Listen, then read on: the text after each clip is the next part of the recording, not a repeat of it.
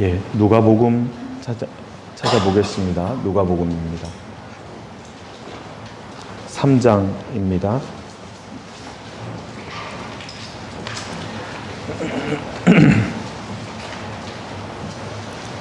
누가복음 3장 21절 22절입니다.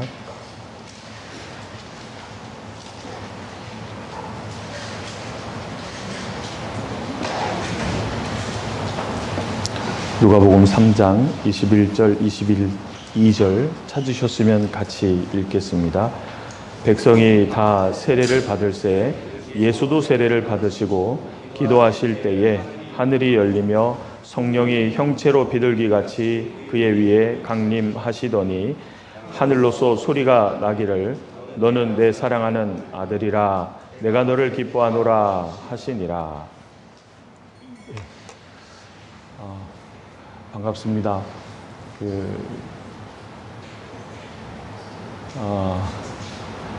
교회학교에서 수고하시는 분들 뵙게 돼서 영광입니다.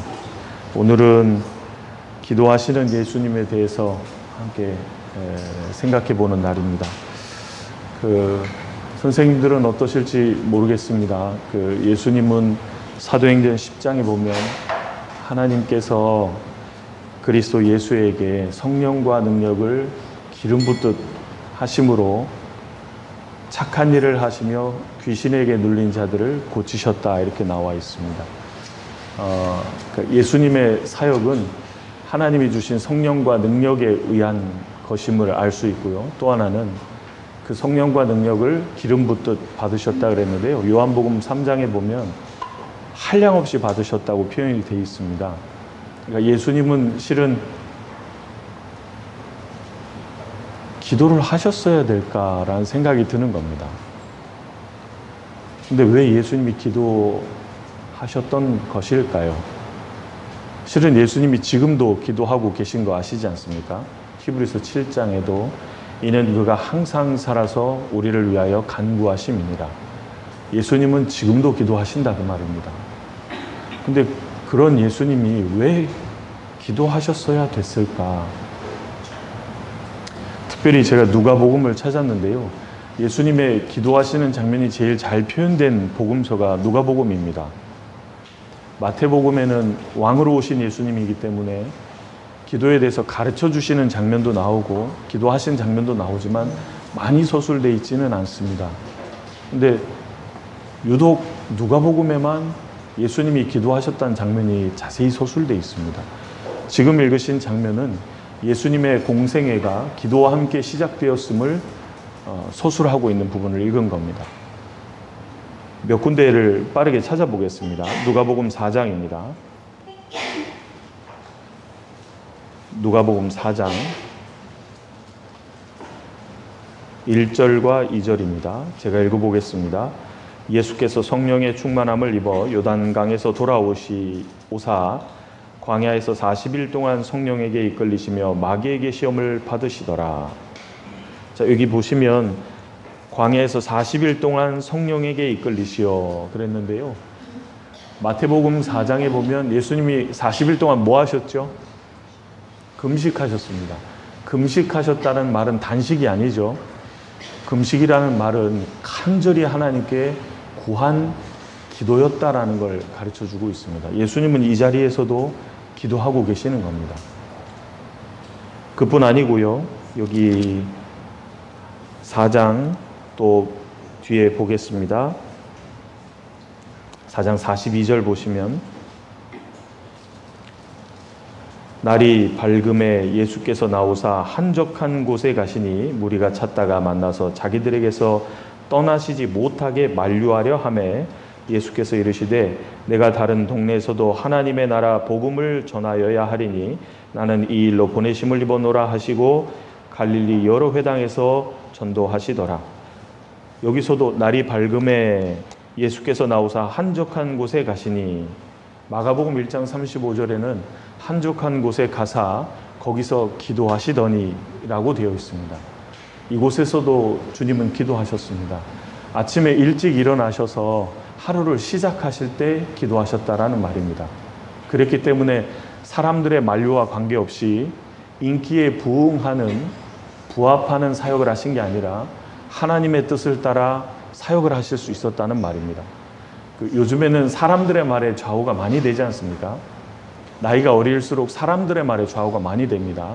그런데 사람들의 말과 관련 없이 하나님의 뜻을 따라 걸어갈 수 있었던 이유가 뭐냐? 기도하셨다라는 걸 가르쳐 주기도 합니다. 여기서 또 한 장 넘어가시면 5장 16절입니다.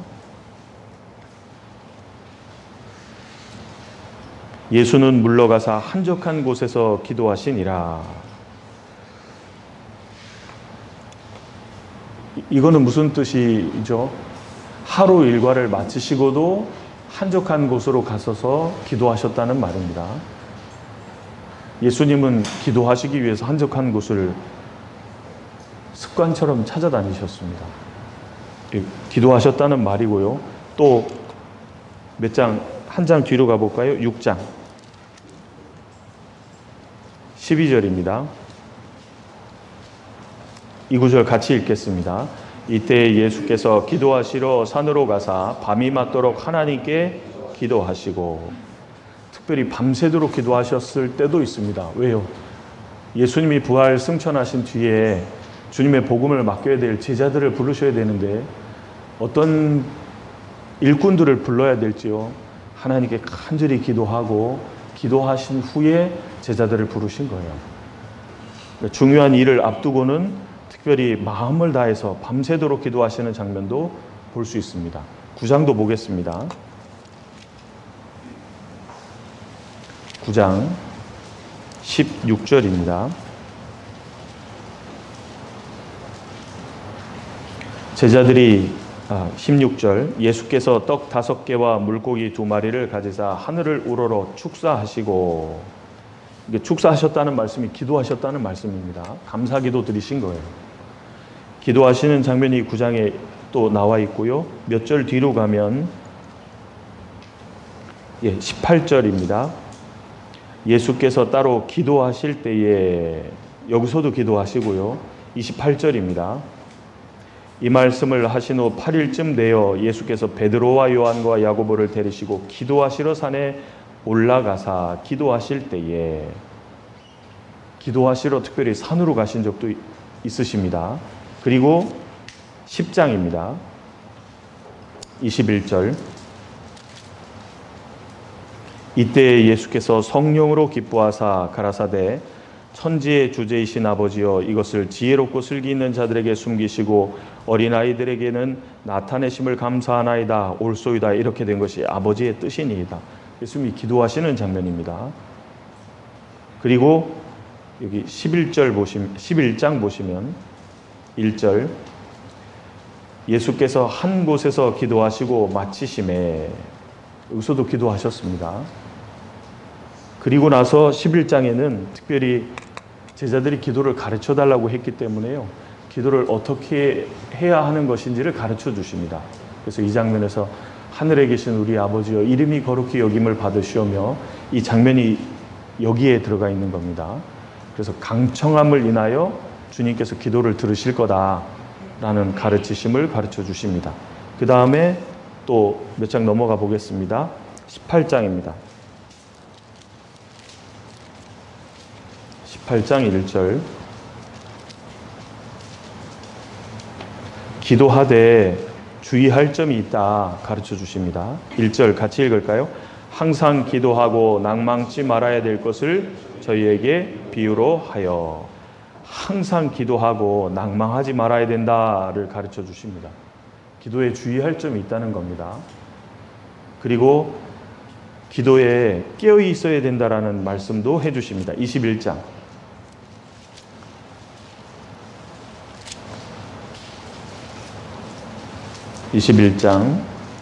36절입니다. 같이 읽겠습니다. 이러므로 너희는 장차 올 이 모든 일을 등이 피하고 인자 앞에 서도록 항상 기도하며 깨어 있으라 하시니라. 항상 기도하며 깨어 있어야 한다.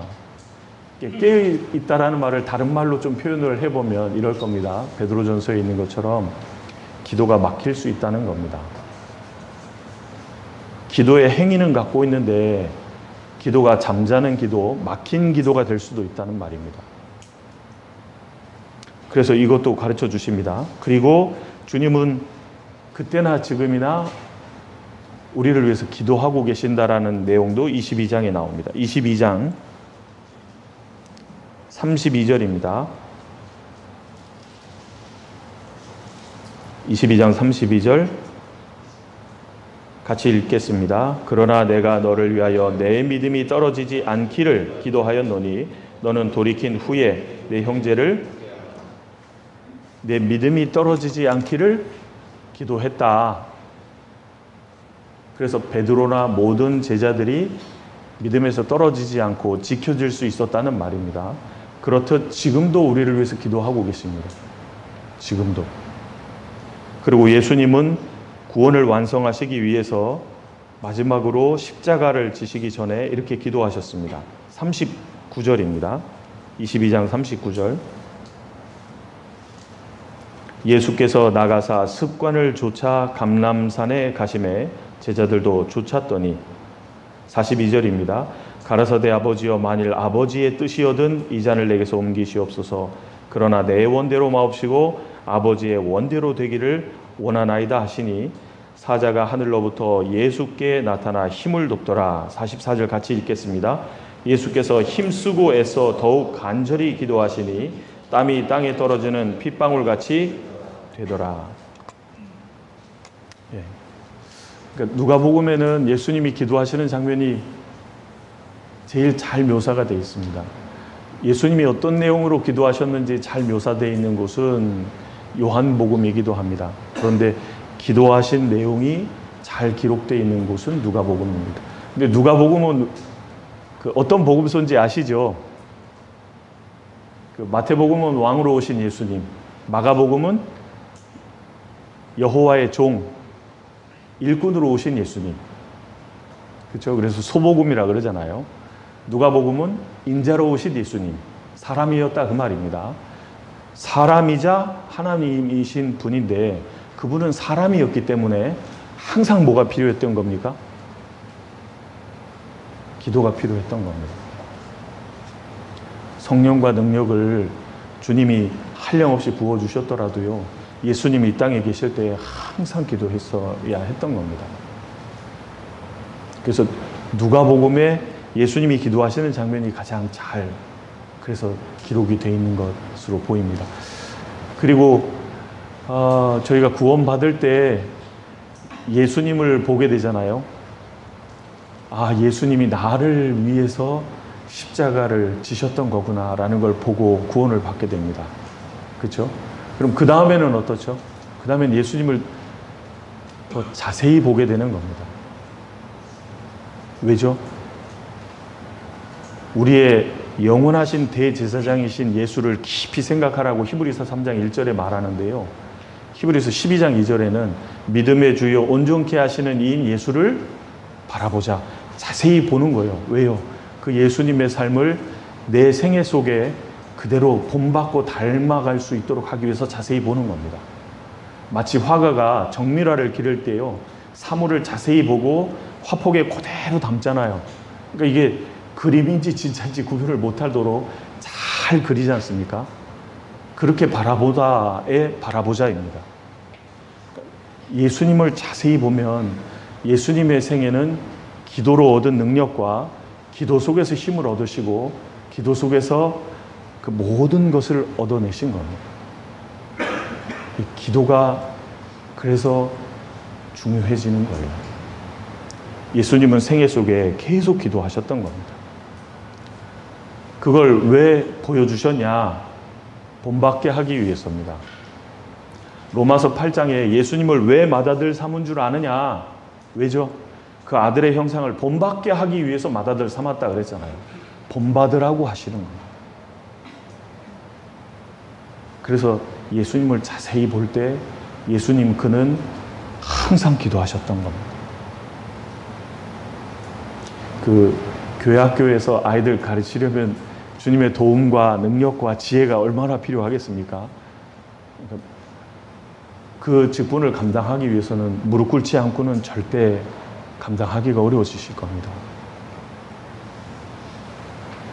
그래서 예수님이 기도하시는 장면이요, 야, 이게 진짜 우리에게 너무도 필요한 부분이다라는 겁니다.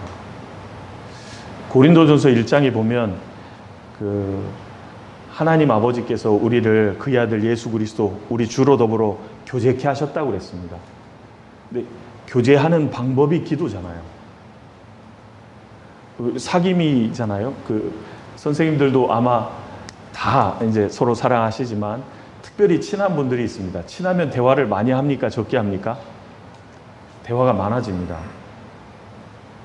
묻기도 많이 묻고요. 듣기도 많이 듣습니다. 근데 대화하는 방법이 뭐예요? 기도인 겁니다. 사귀는 방법이 기도예요. 친하면 친할수록 가까이 하기를 원하잖아요.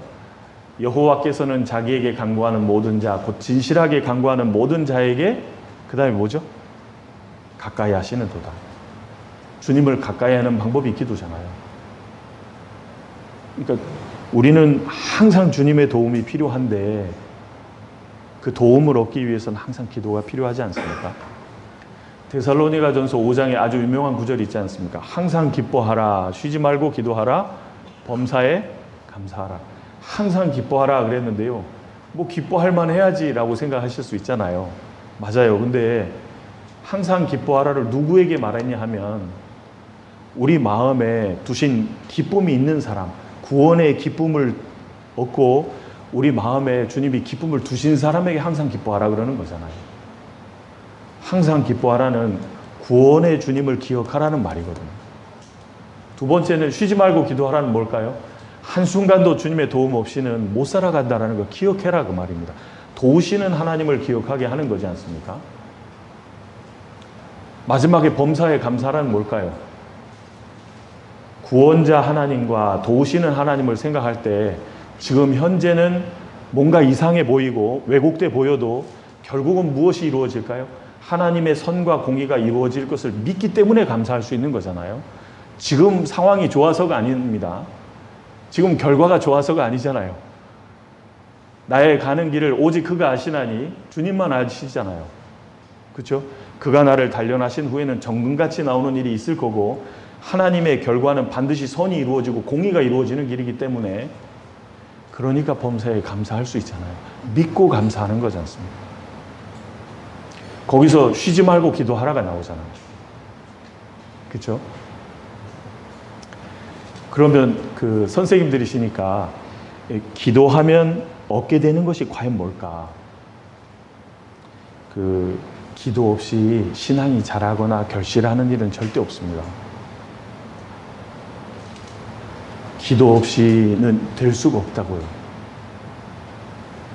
디모데전서 4장 5절에 하나님의 말씀과 기도로 거룩하여짐이라 그랬잖아요. 말씀과 기도가 그래서 필수잖아요. 그럼 기도를 통해서 얻어지는 유익들 몇 가지를 생각해 보겠습니다. 시편 19편입니다.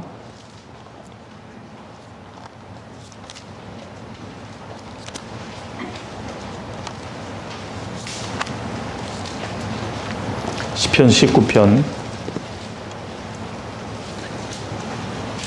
기도를 통해서 얻어지는 유익들을 생각해 보겠습니다. 19편 12절 13절입니다. 같이 읽어볼까요? 자기 허물을 능히 깨달을 자 누구리요? 나를 숨은 허물에서 벗어나게 하소서. 또 주의 종으로 고범죄를 짓지 말게 하사 그 죄가 나를 주장치 못하게 하소서. 그리하시면 내가 정직하여 큰 죄가에서 벗어나겠나이다. 그리스도인의 신앙생활은 빛 가운데 살아가는 삶이라고도 표현되어 있고요. 발 씻는 삶이라고도 표현이 되어 있는데요. 이것을 위해서 반드시 필요한 게 기도입니다. 왜냐하면 이 다윗의 기도처럼 자기 허물을 능히 깨달을 수 있는 사람 누구겠습니까? 있다는 걸까요? 없다는 걸까요? 없다는 겁니다. 저희가 구원받을 때도 만물보다 거짓되고 심히 부패한 것은 사람의 마음이라 이를 누가 능히 알리오마는 그러잖아요. 자기가 얼마나 부패되어 있고 썩어 있는지를 스스로 알 수 있는 사람이 없다고요. 근데 말씀 듣다 보니까 알게 된 거잖아요. 왜요? 말씀이 등이고 빛이거든요. 캄캄한 데를 등으로 탁 비치면요, 이 안이 환해지잖아요.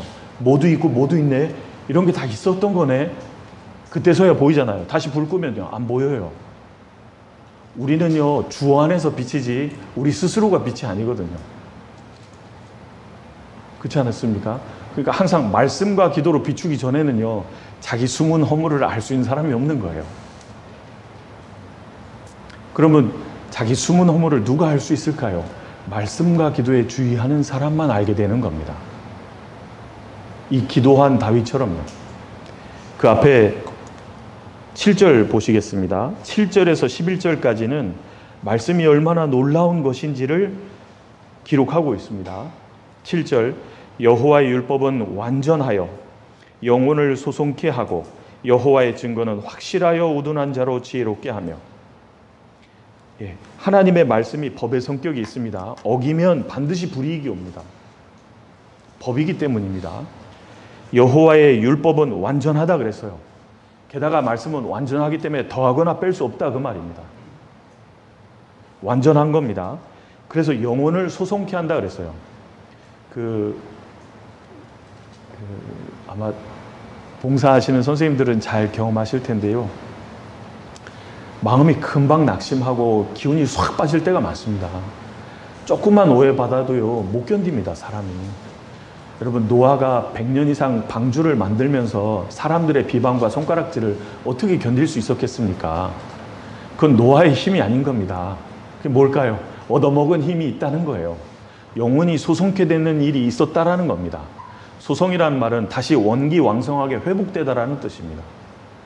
우리는 사람에게 오해받고 손가락질만 받아도요, 못 견딥니다. 금방 힘이 빠지는 거예요. 그러니까 다시 뭐가 필요해요? 원기왕성하게 회복돼야 될 필요가 있는 거예요. 때때로요. 근데 그걸 무엇이 그렇게 해줄 수 있냐면 말씀이 그렇다 그 말입니다.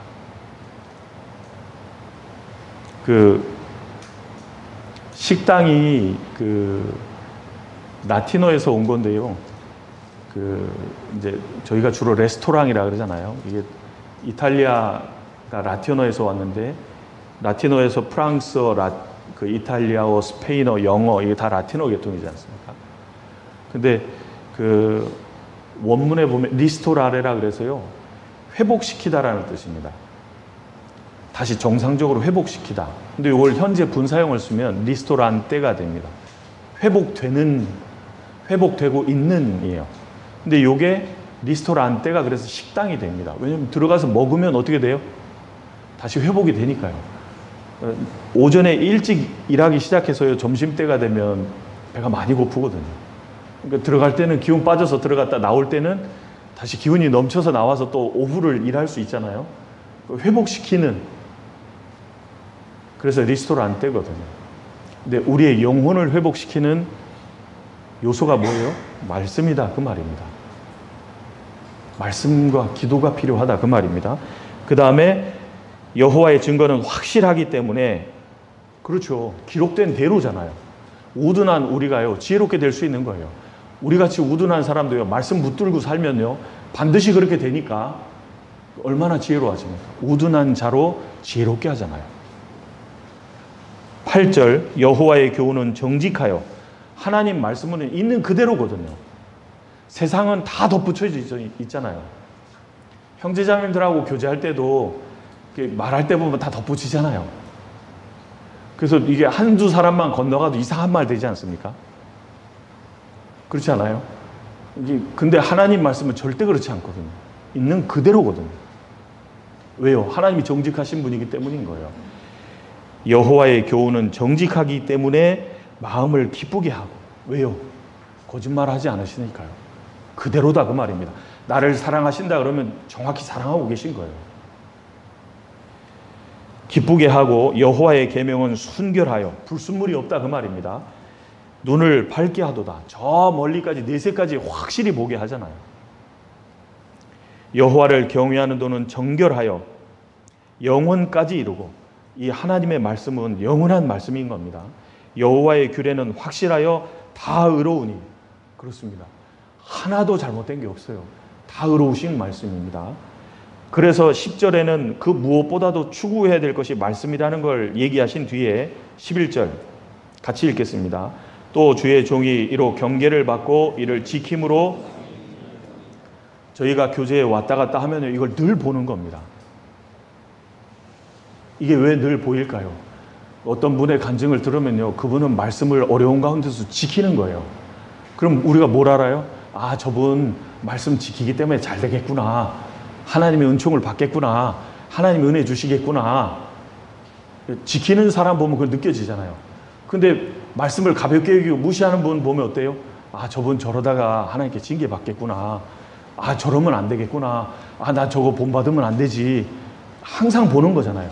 말씀에 의해서 경계를 받고 지킴으로 상이 커지는 거잖아요. 우리가 교제에 왔다 갔다 하면 늘 이걸 본다 그 말입니다. 그리고 나서 12절입니다. 자기 허물을 등이 깨달을 수 있는 사람 누구겠습니까? 없으니까 기도하잖아요. 나를 숨은 허물에서 벗어나게 하소서. 여러분, 다윗은요, 시편을 읽어보면 다윗처럼 기도 많이 한 사람 없습니다. 근데 그 기도가 막혔을 때가 있는 거 아십니까? 언제죠? 숨은 허물에서 못 벗어나니까요, 고범죄로 이어졌잖아요. 숨은 허물에서 벗어나지 못하면요, 고의적인 죄로 계속 가는 겁니다.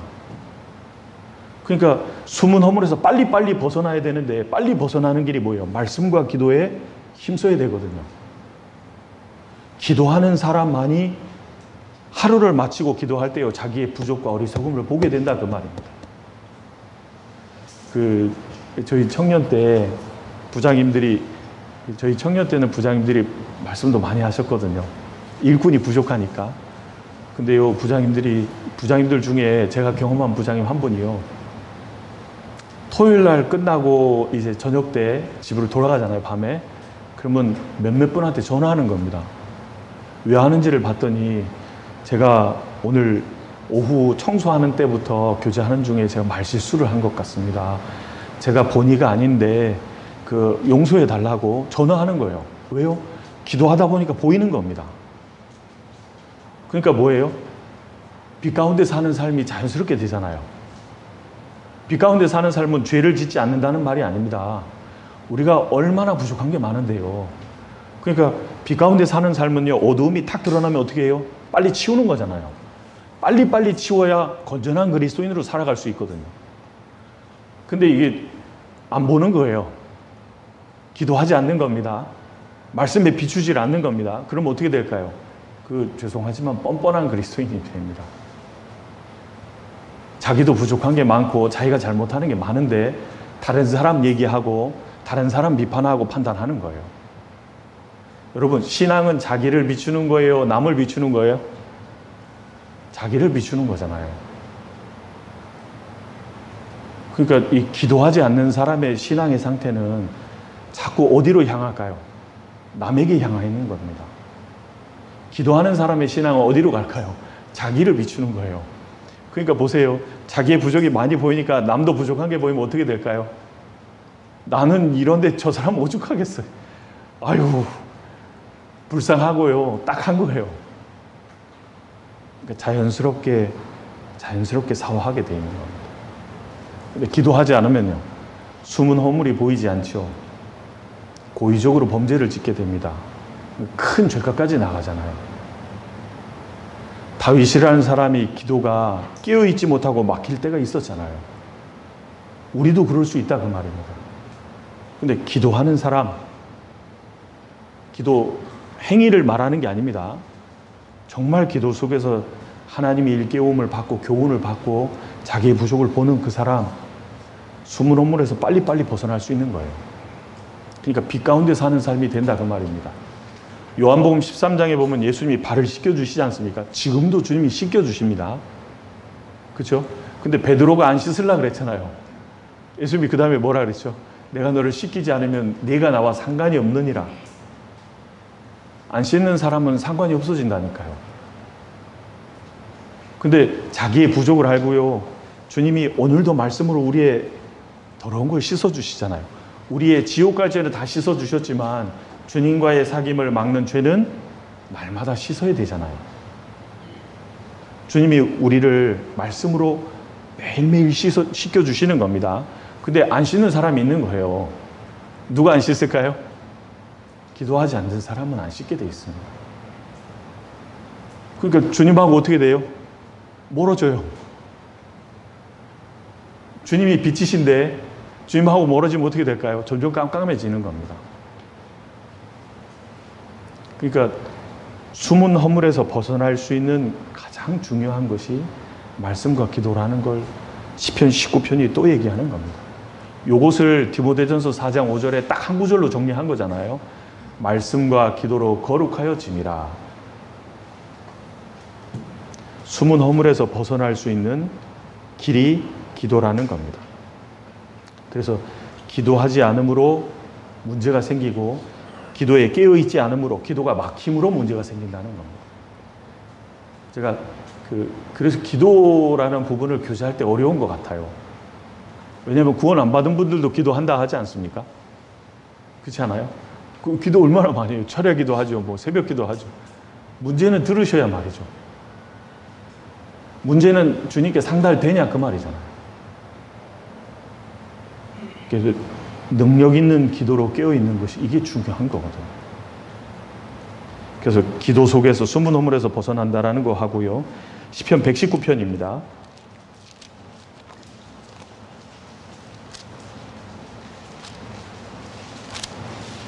시편 119편 18절입니다.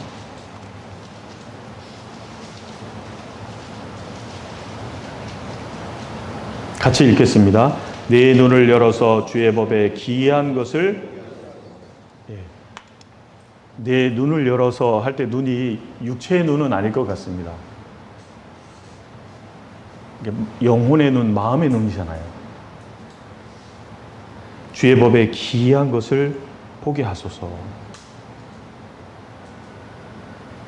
주님의 말씀에 놀라움을 계속 깨달아가는 사람이 누굴까요? 이렇게 기도하는 사람입니다. 기도하는 사람이 깨달아갈 수 있어요. 근데 이 사람이 이런 기도를 왜 하냐면요. 34절입니다. 이것 때문에 하고 있는 겁니다. 34절 같이 읽어볼까요? 나로 깨닫게 하소서. 내가 주의 법을 준행하며 전심으로 준행하며. 하나님께서 깨닫게 해주시면 그걸 따라 살아가기 위해서 배우는 거예요. 저희도 말씀을 배우는 게 그것 때문에 배우지 않습니까?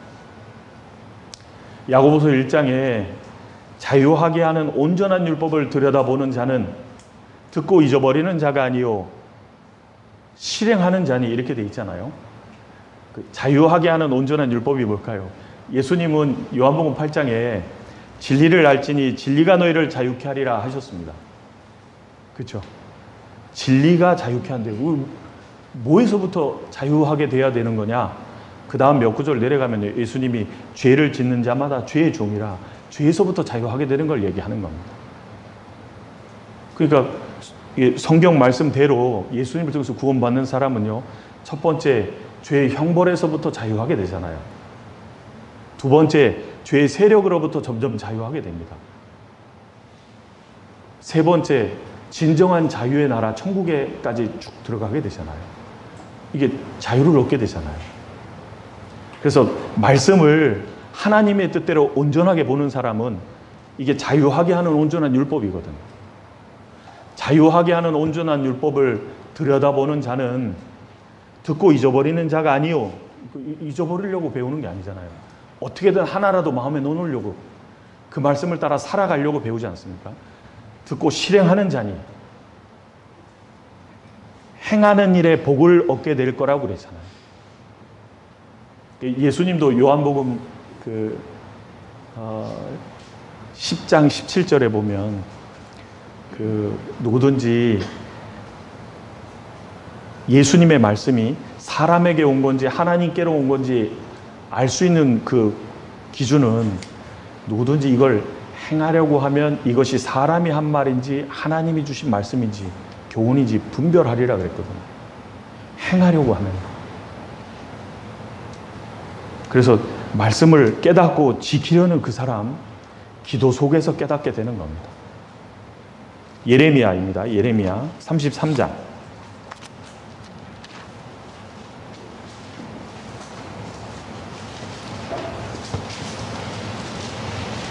33장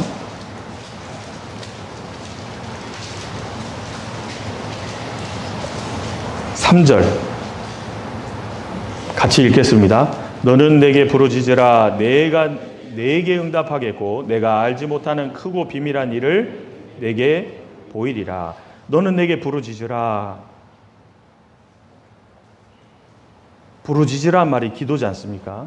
내가 너에게 응답하는 것은 물론이고 내가 알지 못하는 크고 비밀한 일을 내게 보이리라. 구하면요, 구한 건 물론이고 그 이상도 주신다, 그 말입니다. 저희 청년회에서 얼마 전에 학예 수양회를 위한 그 바자회를 했습니다. 옛날에는 꽃 판매를 했는데요, 코로나를 통과하면서 꽃 판매가 이게 이제 문제가 좀 있더라고요. 사람들이 좋아하지 않고 꽃 판매하는 그런 일들이 많이 없어졌더라고요, 실제로. 그래서 이 꽃 판매는 올해 별로 안 좋겠다 싶어서 이제 뭘 해볼까 하다가 바자회를 한번 해보면 좋겠다 그래서 바자회 해보자. 근데 청년들이 이제 직장 생활 막 하는 청년들이 뭐 구매력이 그렇게 많겠어요. 그래서 이제 그래도 그 학예 수양에 전도하려면 좀 돈이 필요하니까 해보자. 그래서 이제 하는데 봉사회하고 어머니회가 많이 도와주셨습니다. 그래서 적극적으로 도와주신다 그래서 했는데 저희 청년들이 물건을 내고 좋은 물건을 좀 내고 그리고 음식도 하고 그래서 판매를 했는데 저희가 다 팔아도 다 팔린다고 상상한 적은 없고요. 다 팔아도 2천만 원이 될 수가 없거든요. 근데 물건이 많이 남았어요. 근데 들어온 수익은 2,100만 원이 나왔어요. 목표가 1,400이었거든요. 왜냐하면 작년에 700, 꽃 판매해서 700 벌었기 때문에 입을 크게 열자 그래서 우리 딴에는 크게 열었는데 1,400이었는데 나온 게 2,100이었어요. 진짜 마지막 시대에 영혼 건지는 일을 힘있게 해보라고 봉사회 어머니의 우리 선생님들 중에서도 계실 겁니다. 많이 참여해 주셔가지고요. 물건은 남는데 돈이 넘치니까요. 그날 계산을 늦게까지 했어요. 안 맞으니까. 그래서 언제까지 계산할 겁니까? 그랬더니 돈이 안 맞아요. 물건은 이렇게 남았는데 왜 많은지 모르겠어요. 그래가지고 나중에 보니까 물건을 사라고 주시고 거스름돈도 안 받아가신 분도 많고요. 그러니까 영혼을 건지겠다고 하니까 힘을 많이 실어주셨더라고요. 이걸 그래서 또 체험할 수 있는 기회가 됐었습니다. 1,400 정도만 나와도 너무 좋겠습니다 그랬는데 그게 아니고 이 기도대로 되더라고요. 너무 부끄러웠습니다. 믿음이 별로 없으니까.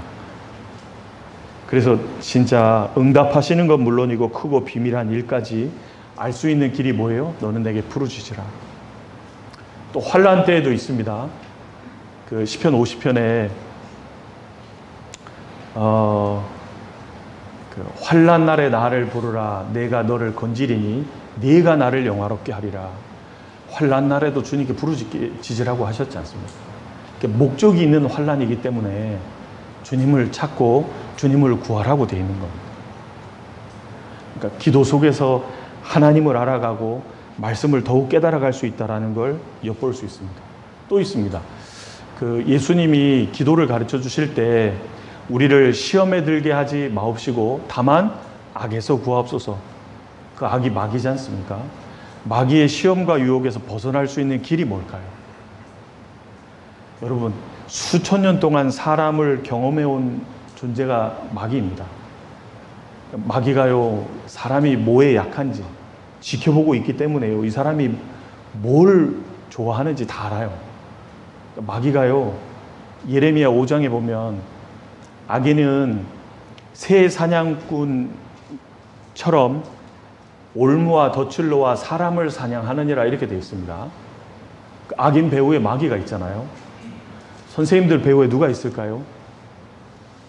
생각해 보신 적 있습니까? 선생님들 한 분 한 분을 넘어뜨리면요, 학생들 넘어뜨리는 건 일도 아닌 거예요. 마귀가 누구를 시험할 것 같아요? 가르치는 사람들 반드시 시험합니다. 그러면 우리가 학생들을 하고 교제하고 말씀을 전달해야 되는 우리가 마귀의 유혹에서 벗어날 수 있는 길이 뭐가 있을까요? 우리의 지혜나 능력으로는 될 수 없습니다. 예수님이 그래서 기도하라고 가르쳐 주셨잖아요. 마태복음 6장입니다.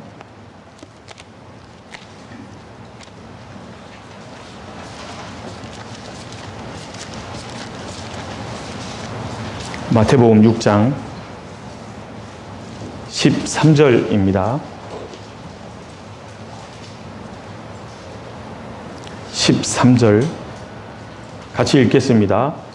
우리를 시험에 들게 하지 마옵시고 다만 악에서 구하옵소서. 나라와 권세와 영광이 아버지께 영원히 있사옵나이다. 아멘. 우리를 시험에 들게 하지 마옵시고, 한글 성경은 중국어 성경을 번역해 가지고 이제 우리 말로 번역이 됐는데요. 그래서 한자가 많잖아요. 이게 시험이 한자인데요. 한국말의 시험은 딱 한자밖에 없어요, 단어가. 근데 외국어로 보면 서로 달라요. 하나님이 아브라함을 시험하시되 할 때 그 시험은 테스트입니다. 테스트는 뭐냐 하면요, 운전면허 시험 생각하시면 도움이 됩니다. 필기를 70점 이상이면 실기를 볼 수 있게 해줍니다. 100점을 맞았든 70점을 받았든 할 수 있게 해주는 거예요. 그러니까 테스트는 자격만 갖추면 주기 위함입니다. 주려고 하는 거예요. 그렇죠? 그러니까 하나님은 우리에게 우리의 믿음이 있는지 테스트하십니다. 왜요?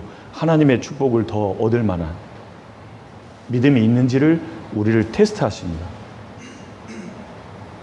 그거는 주려고 하시는 거예요, 테스트는. 그 다음에 구원받은 성도가 구원받을 때 금에 비유되어 있긴 한데요. 금은 처음부터 정금은 없습니다. 단련을 통해서 불순물을 빼야 정금이 되어가는 겁니다. 주님은 우리가 정금보다도 더 귀한 믿음을 갖는 사람이 되기를 원하기 때문에 단련하신다고 되어 있습니다. 이 단련도 한자 성경이, 이 한글 성경에는 한자로 되어 있어서 시험인데요. 영어로 보면 트라이얼입니다. 불순물을 빼기 위한 시련인 거예요. 그러니까 우리도 마음과 생각 속에 하나님 말씀이 아닌 내 지론이나 이성이나 상식이나 사상들이 얼마나 많아요. 그걸 다 빼기 위해서요, 주님이 단련하신다고요. 그것도 시험입니다. 그런데 마귀가 사람을 넘어뜨리기 위해서 하는 것은 템테이션이라고 유혹입니다. 이거는 목적이 넘어뜨리기 위해서요. 근데 여기서의 시험은 유혹입니다. 마귀의 유혹이에요. 여러분, 다윗이 아까 숨은 허물에서 못 벗어났다라고 말씀드렸는데요. 다윗이 숨은 허물에서 빨리빨리 벗어났으면 잘 생각해 보십시오. 목욕하는 여인을 봤을 때 어떻게 했을 것 같습니까? 눈을 돌이키게 돼 있습니다. 기도는 내 삶의 방향을 맞추는 거거든요. 우리가 기도 왜 하죠? 주님, 제가 계속 이 방향으로 나아갈 수 있도록 도와주십시오. 기도하고 나도 거기에 맞추는 거잖아요. 그렇죠? 근데 다윗의 기도가 어떻게 됐다는 거예요? 깨어있지 못했고 능력을 잃었기 때문에 보면서도 기도하지 않잖아요. 보고 있잖아요. 그리고 죄를 짓게 되잖아요. 고의적으로 불러오게 시키고 죄를 짓잖아요. 감추려고 살인 교사까지 하잖아요. 기도가 어땠다는 거예요? 기도는 이미 잠을 잡고 막혔다 그 말입니다. 능력을 잃은 거예요. 기도에 능력 있는 사람은요, 그릇된 걸 보면 탁 돌이키게 돼 있는 겁니다. 아니, 내가 젊은 사람인데 젊은 처자에게, 난 아내도 있고 젊은 처자에게 눈을 돌리는 게 마땅하냐? 이거 합당치 않다. 탁 돌이키게 돼 있는데 힘을 잃었잖아요. 그리스도인이 그 기도 때문에 힘이 있는 거잖아요. 기도의 힘을 잃으면 그렇게 되는 겁니다. 뭐 이왕 이렇게 된 거 뭐 그냥 가는 거예요. 그래서 이 마귀의 유혹에서 벗어날 수 있는 길은 이게 진짜 기도라는 거 외에는 없다라는 겁니다. 26장입니다. 41절. 마귀가요, 얼마나 똑똑한데요. 26장 41절입니다.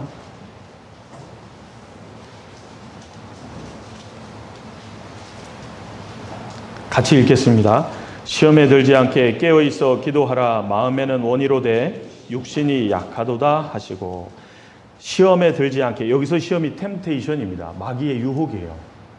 시험에 들지 않게 깨어있어 기도하라. 제자들이 이때 기도했어요? 못했어요? 못했습니다. 잤어요. 그러니까 딱 걸렸잖아요. 예수님 버리고 다 도망갔잖아요. 그러니까 마귀의 유혹에서 벗어날 수 있는 유일한 길이 기도인 겁니다. 기도. 그리고 하나님의 뜻을 행할 수 있는 힘과 능력을 얻는 길이 뭘까요? 학생들하고 교제하시다 보면 하나님 말씀대로 못 살거든요.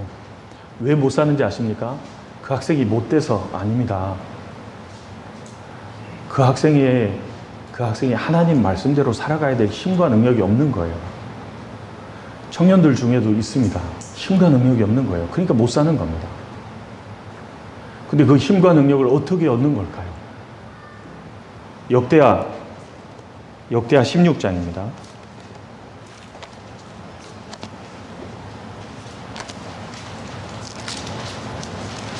역대하 16장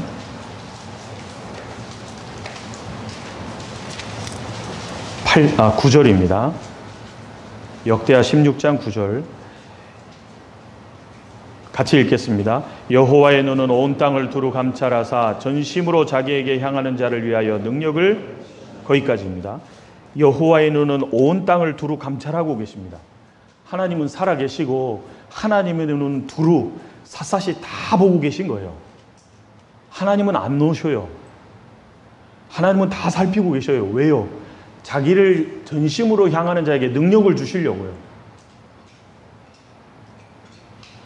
그래서 역대상 16장 11절에 보면요, 여호와와 그 능력을 항상 구할지어다 이렇게 되어 있잖아요. 우리가 구해야 되는 거지 않습니까? 주님과 그의 능력을 우리는 항상 구해야 됩니다. 그 능력 없이는, 힘 없이는 할 수 없으니까요. 예수님이 누가복음 22장에 십자가를 지시기 전에 기도하시잖아요. 아버지여, 할 수만 있거든 이 잔을 내게서 옮기시옵소서. 예수님도 그것이 얼마나 고통스럽고 얼마나 힘든 길인지 다 아셔요. 이미 다 알고 계셨잖아요. 그뿐 아니라 예수님은 생애 속에 이스라엘 백성들이 예수님을 무시하고 멸시해도 예수님은 기쁨을 잃으신 적은 없어요. 왜? 항상 아버지의 기뻐하시는 일을 행함으로 나를 홀로 두지 아니하셨도다. 항상 하나님이 같이 계셨기 때문에 기쁠 수 있었고 즐거울 수 있었고 힘있게 일할 수 있었어요. 같이 계시니까. 근데 십자가를 지신 그 자리는 하나님 아버지께 철저히 버림받아야 되거든. 버림받은 게 얼마나 두려워요. 그러니까 할 수만 있거든 이 잔을 내게서 옮기시옵소서. 근데 그 다음에 보십시오. 그러나 나의 원대로 마옵시고 아버지의 원대로 되기를 원하나이다. 아버지의 원대로 나아가기 위해서요, 얼마나 힘쓰고 애쓰고 간절히 3번이나 반복되어 있을 뿐 아니라 예수님도 3번이나 땀방울이 핏방울이 되도록 간절히 기도하셨잖아요. 그래서 주님이 힘과 능력을 얻으시고 그 길을 가신 거잖아요. 우리는 주님의 힘과 능력이 너무 필요한 사람들이거든요. 그러니까 하나님의 뜻을 행하고 하나님의 뜻을 따를 수 있으려면 그 힘과 능력이 있어야 되거든요. 바울 사도가 고린도 교회에 편지할 때요, 고린도 교회 성도들에게 이렇게 말했잖아요. 은사도 많고 말도 잘하고 뭐 있는 거 많은데 내가 가서 너희의 말을 들을 것이 아니다. 너희의 능력을 보겠다 그러잖아요. 능력이 뭐죠? 하나님 말씀에 순종하고 하나님의 말씀을 따를 수 있는 힘과 능력이 있는지를 보겠다는 거잖아요. 중요한 게 그 힘과 능력이거든. 우리에게는 그것이 정말 필요한 겁니다. 그게 없으니까 못하는 거예요. 있으면요, 그걸 할 수 있게 되는 겁니다. 그래서 기도로 얻을 수 있는 또 한 가지는 하나님의 뜻을 행할 수 있는 능력과 힘을 얻을 수 있다는 겁니다. 그리고 항상 우리는 딜레마 앞에 놓이지 않습니까? 하나님 무엇을 택해야 될까요? 여호와를 경외하는 자 누구냐? 그 택할 길을 저에게 가르쳐 주시리로다. 기도하는 그 사람이 바른 선택을 할 수 있게 되는 거지 않습니까? 왜 그걸 택해야 되는지 몰라도 주님이 인도하심을 따라서 바른 선택을 할 수 있는 거거든요. 이렇게 기도로 얻을 수 있는 유익이 많기 때문에 기도의 능력으로 깨어있는 게 너무 중요하거든요. 그러니까 예수님은 항상 기도하셨잖아요. 그거 아십니까? 그 사무엘상 12장에 기도하기를 쉬는 죄를 내가 짓지 아니하리라 했는데, 기도하는 것이 뭐라고요? 기도하는 것을 쉬는 게 뭐라고요? 그게 죄라고요. 그게 왜 죄인지 저는 이렇게 한참 생각한 적이 있거든요. 선생님들 아십니까? 그 여호수아 7장에 아이성 전투에서 이스라엘이 대패하잖아요. 대패한 직접적인 원인은 아간의 범죄 때문이죠. 그렇죠? 근데 직접적인 원인 말고 간접적인 원인도 있어요. 그게 뭘까요? 패배하고 묻지 말고 패배하기 전에 물었어야지. 경험과 이성을 가지고요, 여긴 작으니까 2-3천 명만 보냅시다. 그럼 좋다, 3천 명 보내자 그래서 전쟁할 게 아니잖아요. 선생님들 여기서 아셔야 될 게 있습니다. 경험은 굉장히 중요한 거지만 경험 때문에 이기는 건 절대 아닙니다. 뭐 때문에 이길 수 있을까요? 하나님이 같이 계셔야 이기는 거예요. 그런데 경험을 의지하고 싸웠잖아요. 그러다 졌잖아요. 왜요? 몰랐어, 숨은 허물이 있는지. 아간의 범죄가 있는지 알 길이 있어야죠. 근데 패배하고 나서 무릎 꿇을 게 아니라 전쟁하기 전에 물었어야죠. 경험과 이성으로 작전이 짜진다 할지라도 하나님께 먼저 물었어야죠. 여호와께 묻자와 가로되. 묻는 것이 있어야 되지 않았겠습니까? 근데 묻지 않은 거예요. 근데 여호수아라는 사람은요, 믿음의 사람입니다. 한 번도 말씀을 벗어나려는 의도적인 마음이 전혀 없었어요. 근데 뭐예요? 기도하는 게 그렇게 쉽지 않다는 말입니다. 여호수아 9장에 가면 기브온 족속이 거짓으로 화친하러 오잖아요. 싹 속잖아요. 우리는 다 속는 거예요.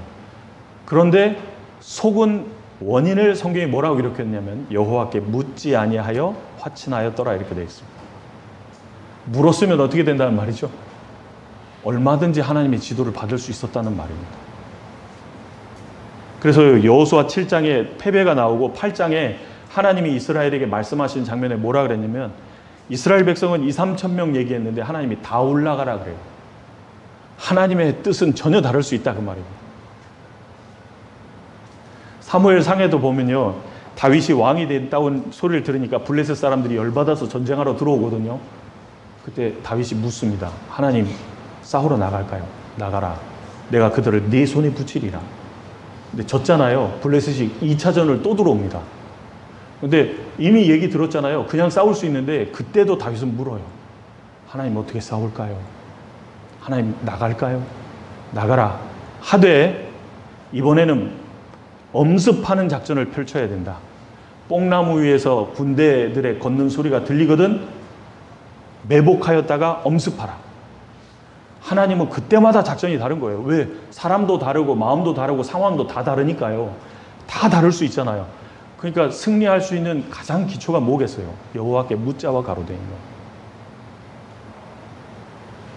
그러니까 저희 맡은 사역의 승리를 위해서 주님이 더 영화롭게 되시고 주님이 영광 받으시기 위해서 우리에게 정말 필요한 게 무엇일까요? 기도인 겁니다. 성경에 보면 하나님께 쓰임받은 인물들의 공통점은 기도의 사람이었다는 거예요. 예수님을 위시해서요, 전부 기도의 사람이었던 거예요. 그럼 누구의 기도를 듣는지는 생각해 보셔야 되지 않습니까? 그거까지만 생각하겠습니다. 첫 번째로는 주님과의 관계가 확실해야 됩니다. 확실히 구원받고 주님이 내 기도를 들으시는 그 관계가 이루어져야 되는 거예요. 구원이 확실해야 되고, 두 번째는 뭐예요? 시편 17편 1절. 정직한 자의 기도를 들으신다 그랬습니다. 정직한 자. 그러니까 주님 앞에서요, 정직한 것이 필요한 거예요. 정직한 사람은 잠언에요, 주님과 교통이 있을 거라 그랬습니다. 주님은 정직한 자의 기도를 들으신다고 되어 있고, 이사야 성경에는 정직한 자의 영을 새롭게 하셔서 하나님의 역사를 이루어갈 수 있도록 도우신다고 되어 있는 거예요. 정직하기 얼마나 중요합니다. 세 번째는 뭘까요? 요한복음 9장에 예수님이 하신 말씀이 요한일서에 이렇게 풀어져 있습니다. 요한일서 말씀 보겠습니다.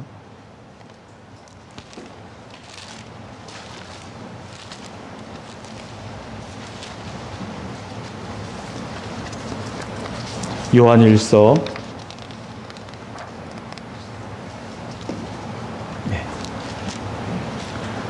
3장입니다. 22절. 3장 22절입니다. 같이 읽겠습니다. 구하는 바를 그에게 받나니 이는 우리가 그의 계명들을 지키고 그 앞에서 기뻐하시는 것을, 무엇이든지 구하는 바를 그에게 받나니, 주님께 기도하는 걸 받는 그 사람 누구냐 하면, 이는 우리가 그의 계명들을 지키고 그 앞에서 기뻐하시는 것을 행함이라. 지키고 행하는 사람의 기도를 들어주시는 겁니다. 그러니까 만약에 주님께 구하고 계신데 들어주시지 않는다면요, 우리를 먼저 돌아보는 게 필요한 거예요. 혹시 내게 잘못된 것은 없는지, 숨은 허물은 없는지, 하나님 앞에서 내가 지금 하나님이 들어주실 수 있는 기도의 사람으로서 합당한 모습을 갖고 있는지 우리 자신을 돌아보는 게 필요합니다. 두 번째로는, 그런데도 하나님이 지금 응답하시지 않는다는 건, 이거 반드시 이 끝에 하나님의 영광이 나타날 걸 믿어야 되는 거예요. 주님이 때때로 지연하실 때 있거든요. 기도 속에서 응답을 늦추실 때가 있는 거예요. 나사로가 병들었다는 얘기를 듣고 일부러 죽은 지 나흘 돼서 가셨잖아요. 왜요? 주님은 그 살리려고 간 거거든요.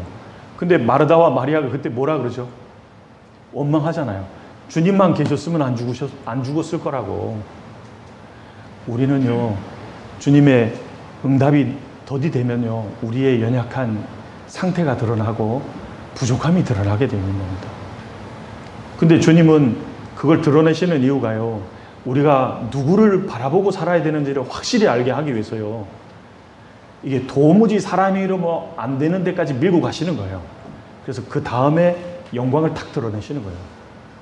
그러니까 그 다음에 마리아가 예수님께 기름을 붓잖아요. 마리아도 예수님 원망했거든요. 읽어보십시오. 요한복음 11장에. 그러니까 그 하나님의 선하심이 이루어질 거라는 걸 반드시 믿으셔야 됩니다. 그래서 이제 하나님이 응답하시는 기도를 하는 사람이 되려면 관계가 확실해야 되고, 그 주님 앞에 정직한 기도를 드리는 사람이어야 하며, 그리고 주님의 계명을 지키고 그의 기뻐하시는 일을 항상 해가고 있어야 된다. 그러면 그 속에서 우리의 기도를 들어주실 거라는 것을 말씀드렸습니다. 중간에 제가 시간 배분을 잘 못했는데요, 못한 부분은 죄송합니다. 다음에 기회 되면 또 말씀드리겠습니다. 같이 기도하시겠습니다.